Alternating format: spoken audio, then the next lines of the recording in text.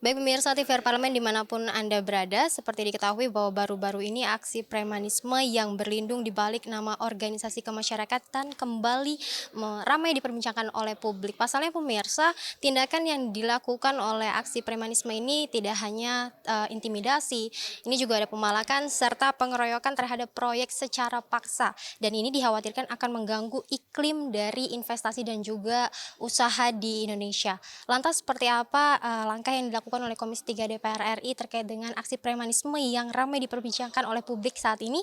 Telah hadir bersama kami Bapak Hinca Panjaitan dari fraksi Demokrat ya Pak. Terkait dengan aksi premanisme yang baru-baru ini juga marak terjadi seperti baru-baru ini dari PT Chandra Asri Cilegon, kemudian juga PT BYD yang ada di Subang. Ini dari Komisi 3 sendiri melihat aksi yang dilakukan ini seperti apa nih Pak? Pertama, Komisi 3 itu concern atau tupoksinya itu soal penegakan hukum yang dilakukan oleh aparat penegak hukum kita. Nah, penegakan hukum itu tentu dilakukan terhadap semua orang yang melakukan perbuatan melanggar hukum atau tindak pidana. Dalam bahasa sehari-hari yang terus dikenal di publik namanya premanisme. Tadi sudah disebutkan, ada yang malah, ada yang menggunakan intimidasi, kekerasan, tapi ada juga premanisme ini yang menggunakan fisik tadi itu, ada juga yang menggunakan pengaruh. Contoh yang di Cilegon kemarin itu kita apresiasi besar karena itu juga premanisme berbaju putih ya, berdasi untuk meminta proyek. Itu juga adalah premanisme. Jadi premanisme itu tidak mesti fisiknya di lapangan, tapi juga ada pengaruh. Nah, tambahan yang ingin saya sampaikan, jenis kejahatan yang baru kami temukan adalah, minimal saya temukan, sekarang premanisme ini kan muncul juga dalam versi namanya debt collector. Ya, debt collector ini kemudian dibayar oleh si pemesan atau menyuruh dia untuk mengambil misalnya tagihan atau kredit yang tertunda atau sepeda motornya karena nggak memenuhi dan seterusnya begitu. Dan itu terjadi kekerasan dan dengan cara-cara yang melawan hukum. Tapi sekarang di debt collector ini tidak hanya lagi debt collector untuk barang seperti itu, yang sekarang mulai muncul adalah debt collector untuk para distributor atau penyebar atau menjual belikan sabu, narkotika. Oke, ini lebih mengerikan. Kenapa misalnya si A oleh bandar sabu itu atau bandar narkotika diberi barang katakan 1 kilo, dia akan jual lah begitu ya.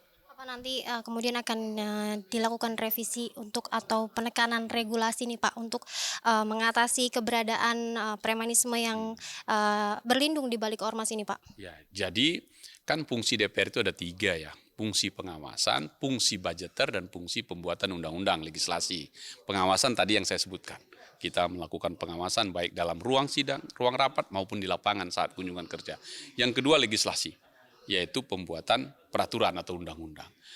Memang pembuatan undang-undang ormas nggak di Komisi 3, ya, tapi semangat kami semua anggota Dewan ini adalah semangat untuk membuat aturan yang mencegah ormas-ormas yang dianggap menyalahi aturan. Sehingga parameternya itu dibuat tegas dan tidak ada lagi yang menyimpang berlindung di balik ormas tadi. Jadi kriteria dan semuanya diperbaiki, nah itu nanti di komisi yang lain tuh tentang itu.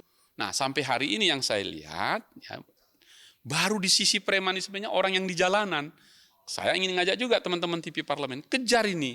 Siapa yang menyuruh melakukannya, yaitu aktor intelektualnya. Dan banyak perusahaan-perusahaan itu. Kalau tidak ada yang nyuruh, nggak ada kerjaan itu. Berarti sama dengan kalau misalnya di kampung ya, ibu-ibu curi bronjolan sawit. Dia yang ditangkapi. Padahal ada yang membeli, ada yang menyuruh.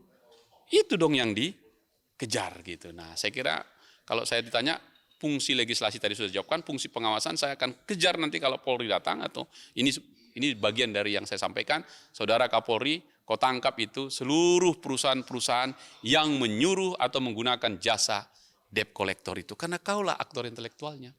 Begitu.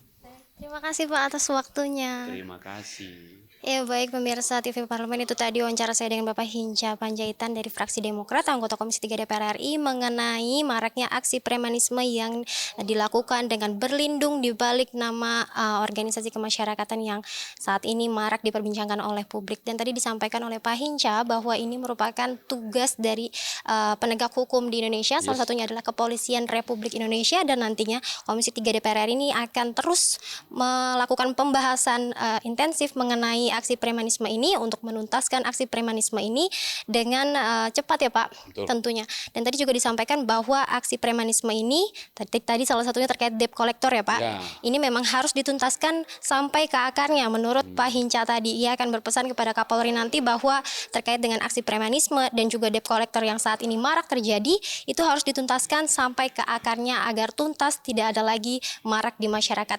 Baik pemirsa, itu yang dapat kami sampaikan. Sekian dari saya Nazia Sudirja, kembali ke studio.